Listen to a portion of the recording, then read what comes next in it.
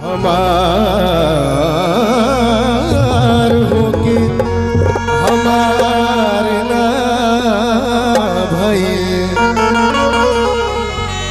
रात रात रह गौए भिनुसार ना भइल।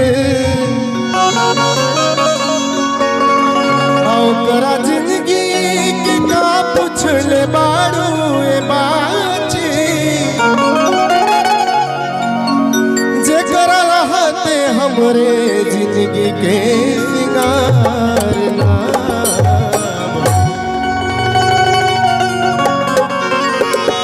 जरा साथ नहीं दे रहा, क्षमा करिएगा।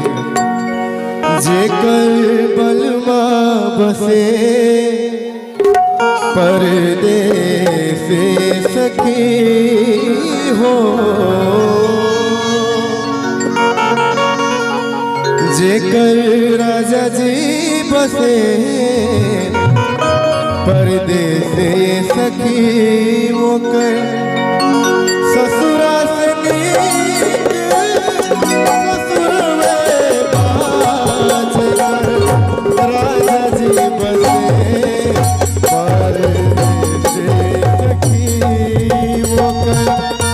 ससुरा से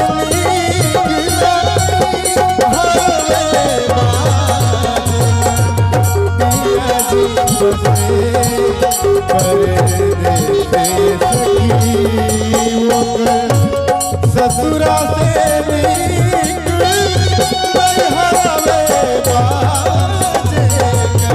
राजा जी बसे सखी।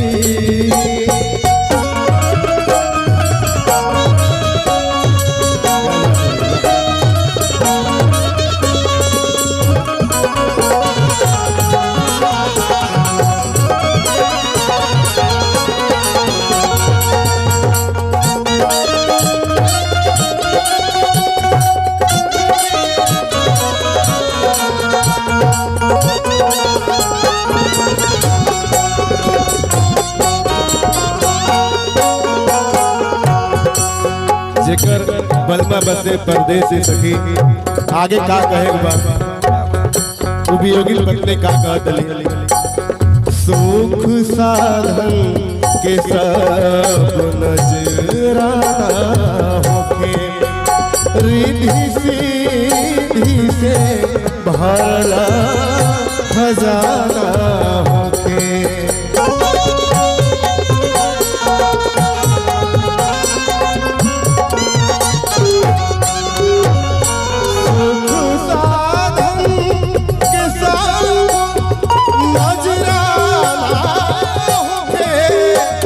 रिद्धि सिद्धि से भरा खजाना होके,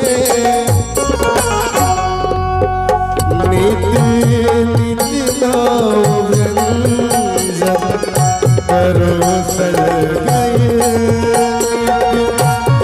नित्य व्यंजन परोसल गए। अमृत के घूंट जहर में राजा जी बसे परदेस सखी होकर ससुरा से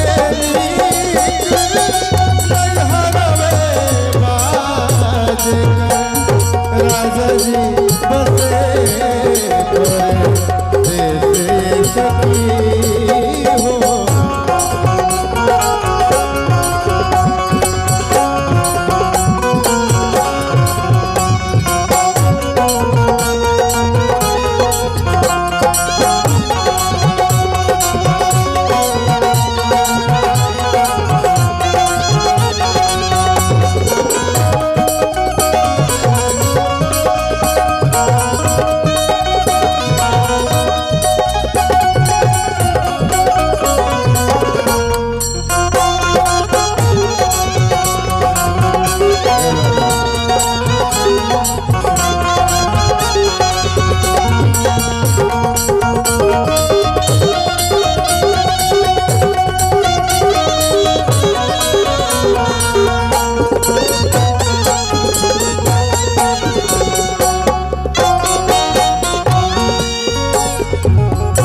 का गाएगा।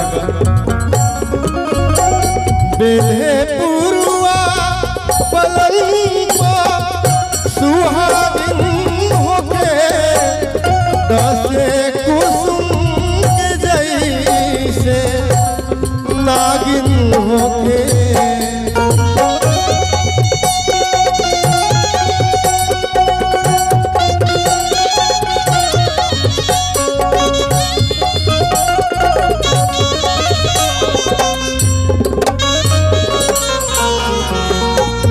बेधे पुरुआ पलंग सुहागिन होके दसे कुसुमों के जैसे नागिन होके जवाना घर में जवानी जुल्म कैलस जवाना घर में जवानी जुल्म कैलस वही घरवा से ठीक हरवे बाज बलवा बसे पर जैसे सखी मुकर ससुरा से नीक नाई हरवे बाज राजा जी बसे